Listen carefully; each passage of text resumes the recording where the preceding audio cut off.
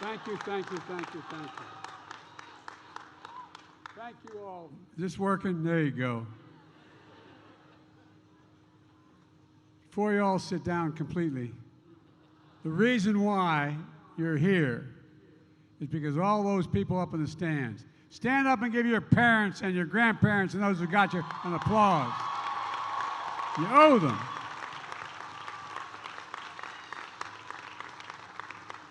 And all the parents up in the stands, this may be the best day of all. No more tuition. But probably all of them are going to graduate school, so that probably won't work. Dr. Asanas, trustees, faculty, the staff, my good friend, he is my really good friend for a long time, Tommy, I call him Tommy, but Tom Carper, Senator Carper, Lisa Blunt Rochester, our congresswoman who can preach. This woman can preach. She's really good. She's a great congresswoman. And the class of 2022, congratulations.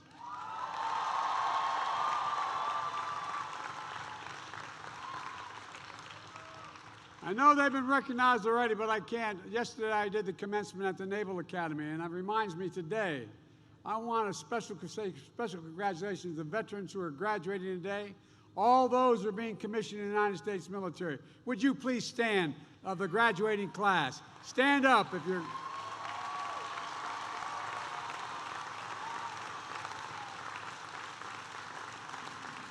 And those of you who have served as well in this class, stand up. And for all those of you who are joining the service or about to join the finest group of warriors the world has ever seen, and that's not hyperbole, that's literally true. So thank you, thank you, thank you.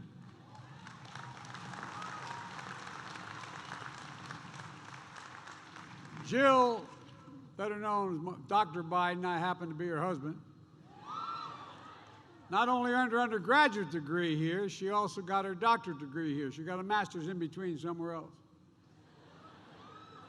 And the First Lady's continuing to work full-time as a professor while being the First Lady. But Garrett, you and I have something in common, pal. We both married way above our station.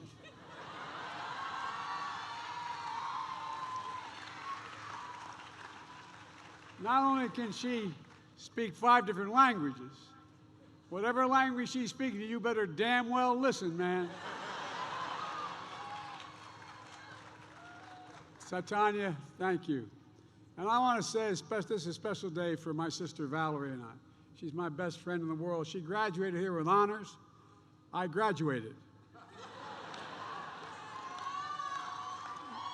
Oh, that's literally true.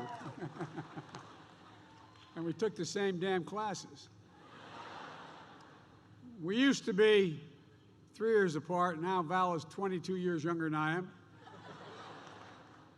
But it feels like coming home because this is home. This is home. I once walked this campus as you did. Took the classes in the same classrooms you've taken classes. Walked the graduation ceremony just as you're walking today. Some of the best and most important years of my life were spent here. And I had the opportunity to be taught by some great professors. I'll bet every one of you already can name 1 or 2 professors that's changed your life, that's had an impact on you in a fundamental way. I was lucky. I graduated with a dual degree in history and political science. If you add up both my GPAs in each of those, I was probably a 4.0. But all kidding aside, Dr. Dolan from the Political Science Department, I think he could picture me here in the end zone, maybe catching a pass over my left shoulder. But I doubt whether the hell he thought I'd be standing here as President of the United States.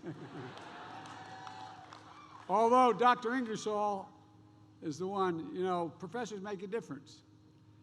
I was asked to seek the nomination by a group of people I won't bore you with. And I thought it was a little off the wall that I wasn't even old enough. And I turned, it was after a Democratic off-year convention, and I turned to the Chief Justice, who was retired from a family that has more senators than any family in American history, former Justice Tunnell. And I said, Mr. Justice, I'm not old enough. He said, you obviously didn't do well in constitutional law, Joe.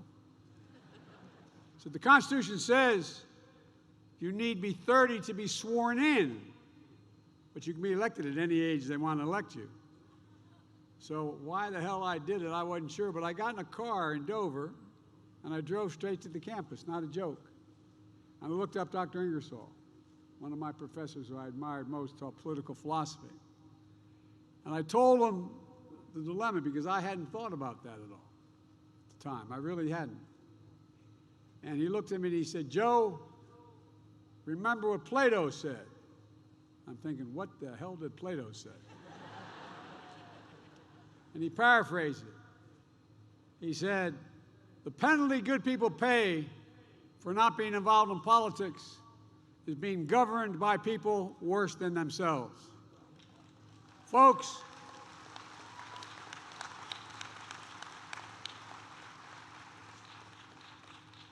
that's what I want to talk to you all about today.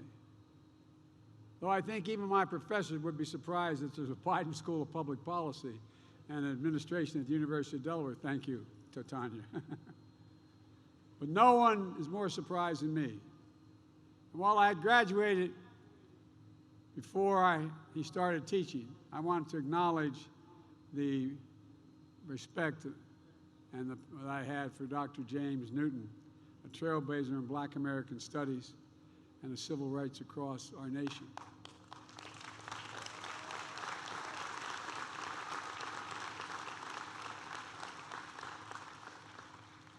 If there's one message I hope you take from me today, it's this is no time to be on the sidelines. It's not hyperbole. I mean it from the bottom of my heart. We need all of you to get engaged in public life, the life of this nation. Because here's the simple truth. You're graduating and entering a world at a momentous and consequential and defining time. The next 10 years of your life are going to determine what the next 50 years of this nation are going to look like. We're at one of those inflection points in history where things are changing so fundamentally that we have to act. Like the Americans in the 1850s and 60s, we had to decide whether to preserve slavery or become a free nation, truly free.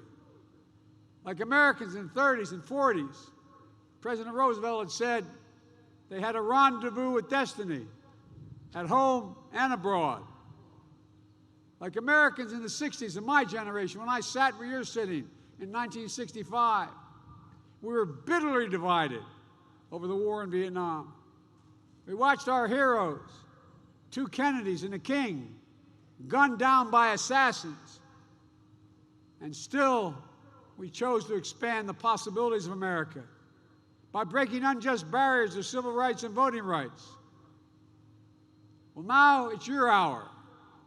The challenges are immense, foreign and domestic, but so are the possibilities.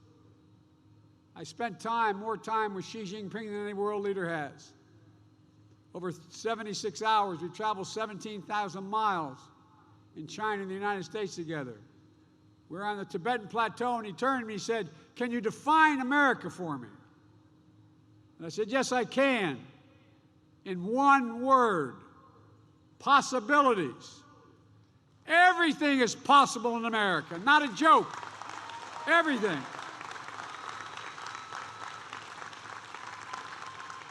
I believe that with every fiber of my being. This is a decisive decade for America. At a time when we can choose the future we want. At a time we must decide that darkness will not prevail over light. In the last 5 years, since many of you were in high school, America has faced some of its most difficult tests. A global pandemic ended 1 million lives in America alone. 1 million! And upended, according to most studies, the personal lives of at least another 9 million children and family members. And many of your lives. And a crisis of faith and the institutions that have, however flawed they may be, serve as the infrastructure for the American experiment in liberty and self-government. I've defined to my foreign colleagues, heads of state, America, when I was at the G7, I said, America is unique in the world. We're the only nation in the world founded on an idea. Every other nation is founded on ethnicity, religion, geography, but only America is founded on an idea. We hold these truths to be self-evident, that all women and men are created equal, endowed by their Creator with certain inalienable rights, life, liberty, the pursuit of happiness. We say it so often. We've never met the goal, but we've never walked away from it, ever.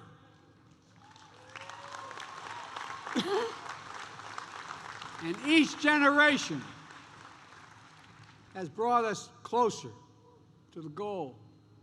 What you've been through the last 4 years, and I'm not being solicitous with you, what you've been through the last 4 years, you could not have imagined when you were graduating from high school. Campus shutdowns, classes on Zoom, the world turned upside down. But you got through it. And it took an extraordinary commitment, determination, and resolve to do it. You should be proud you overcame it all to see this day. Your generation, this class, can do anything. I decided to seek the presidency when I had concluded. I was a professor at Penn. I wasn't ever going to run again, and I meant that from the bottom of my heart.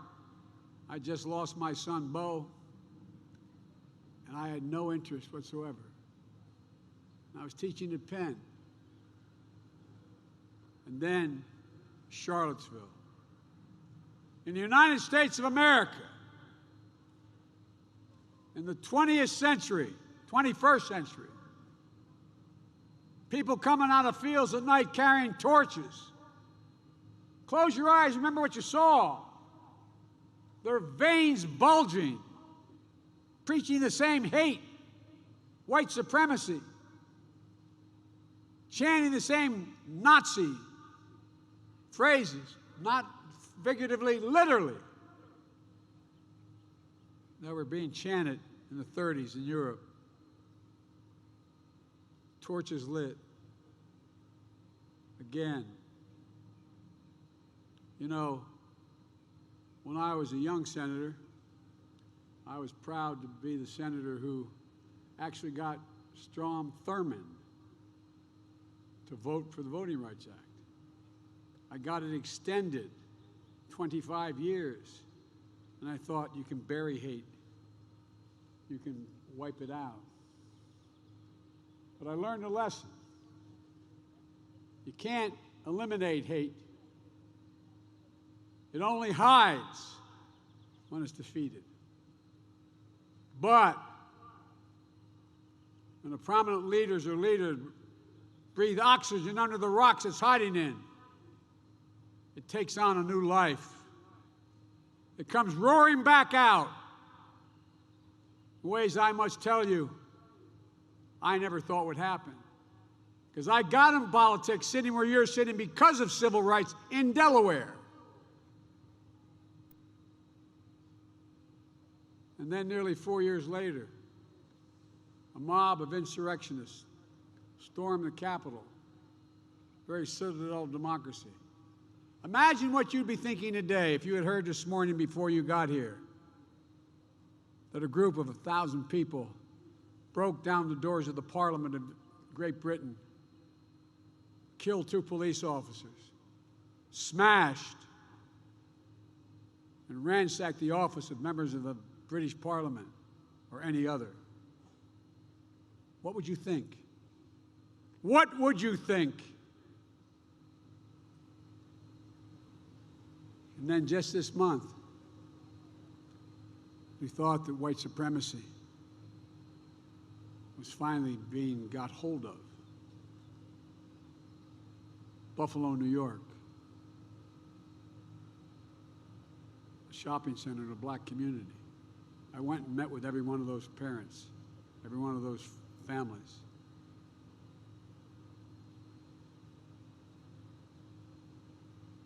And now, tomorrow I'll be heading to Uvalde, Texas, to meet with each of those families. As I speak, those parents are literally preparing to bury their children in the United States of America, to bury their children.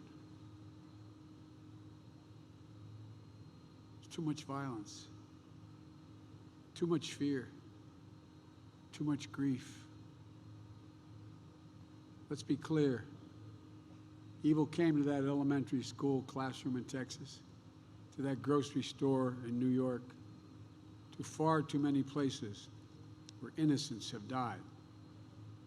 In the face of such destructive forces, we have to stand stronger.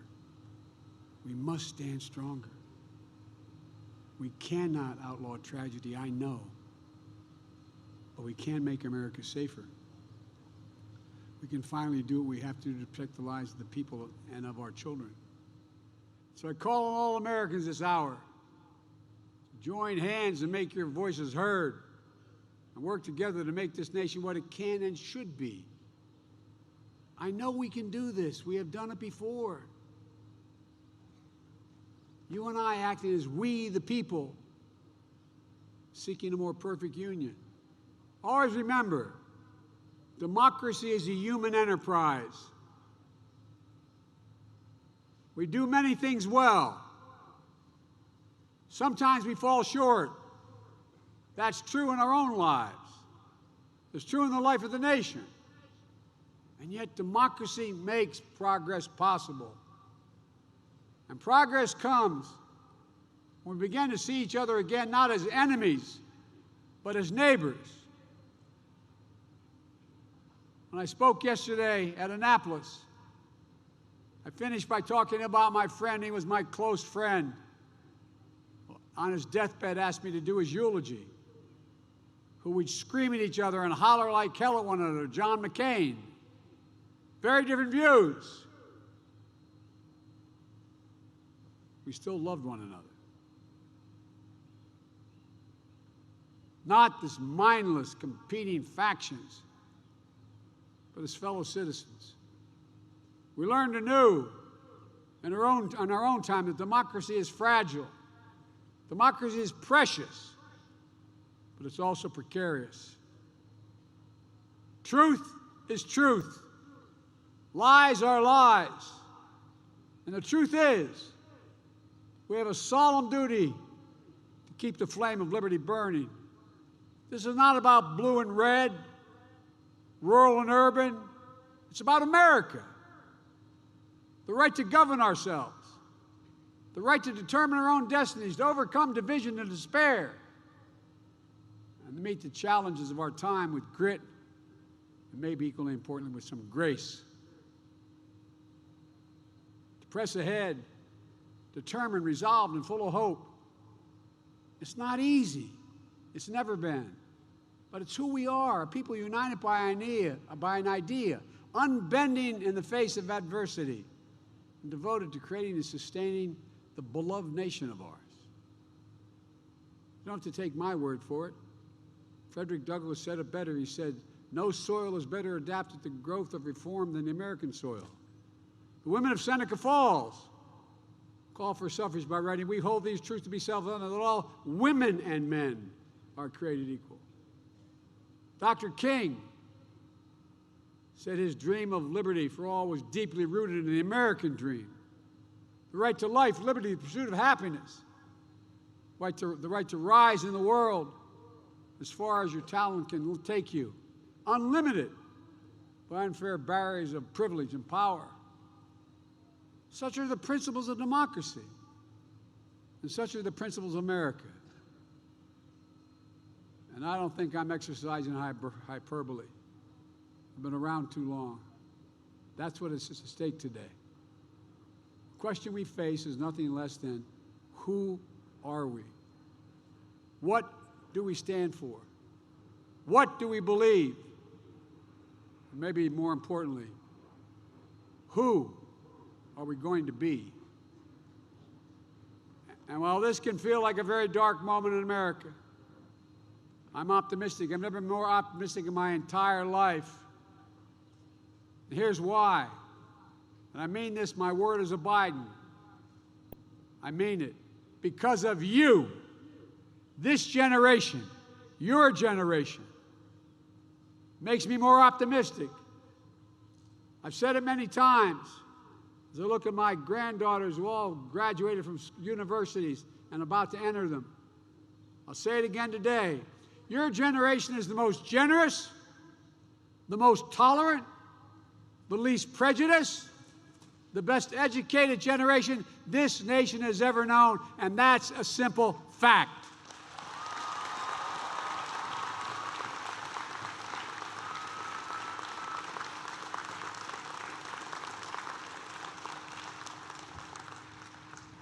And it's your generation, more than anyone else, who will have to answer the question, who are we?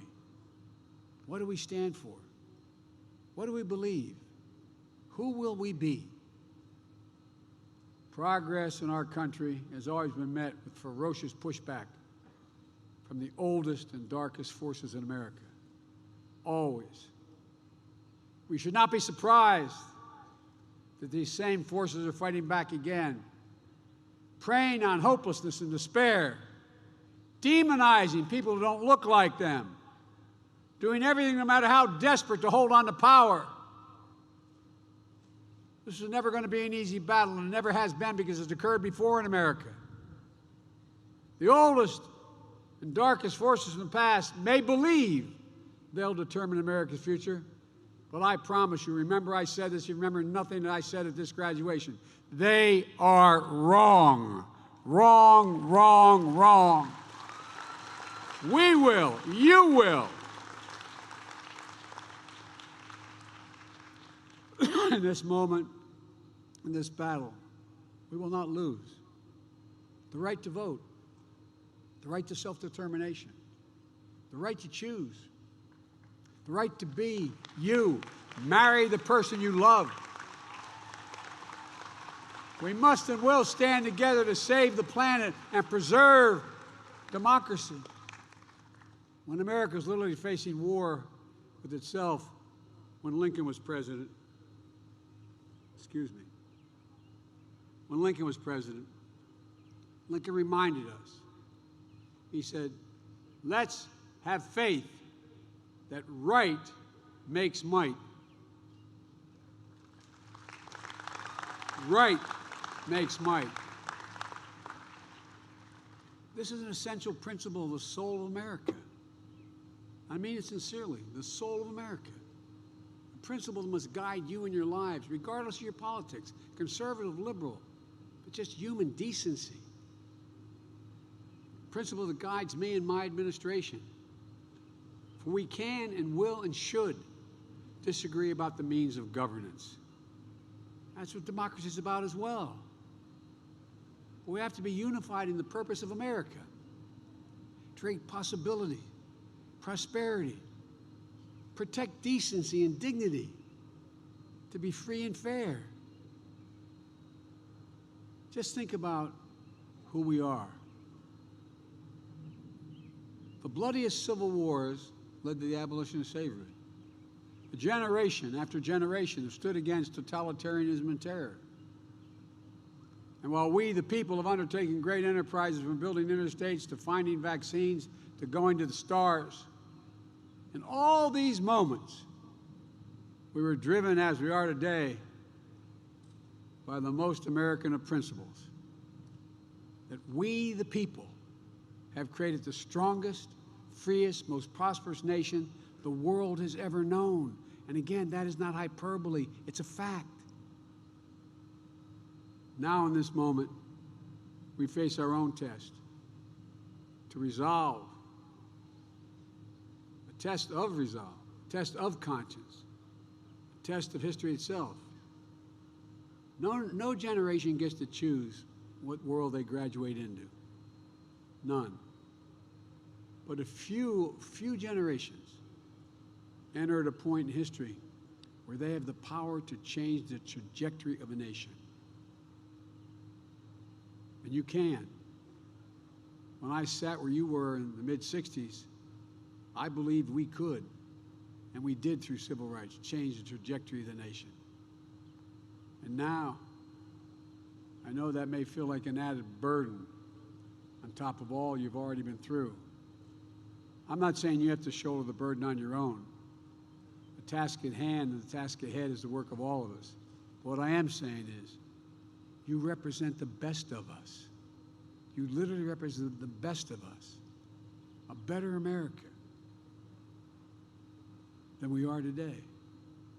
A generation, your generation, will not be ignored, will not be shunned, it will not be silenced. You have an opportunity to not only reaffirm, but to breathe new life into America's most important values: equality, fairness, justice. That's what I felt like all those years ago when I sat where you were, sitting today. And I mean that sincerely. I didn't think I was going to be president of the United States. It wasn't like I'm going to be president. Although I love reading the biographies. Everybody knew I was going to be president when I was in high school. I had no idea of it. But for all the uncertainty in the world, this university gave me confidence in myself to engage, to get involved, because I believed I could make a difference. My sister Valerie and I come from very modest backgrounds. 3-bedroom, split-level home in a decent neighborhood, 4 kids and a grandpa living with us. We never felt we were poor, but we had trouble making the tuition, which was $300 a year. Not a joke. A semester, I should say. I hope you feel that way today, though, that you can change things. Because that's what I see in all of you. You can make the difference. You can lift the country up. You can meet the challenges of our time.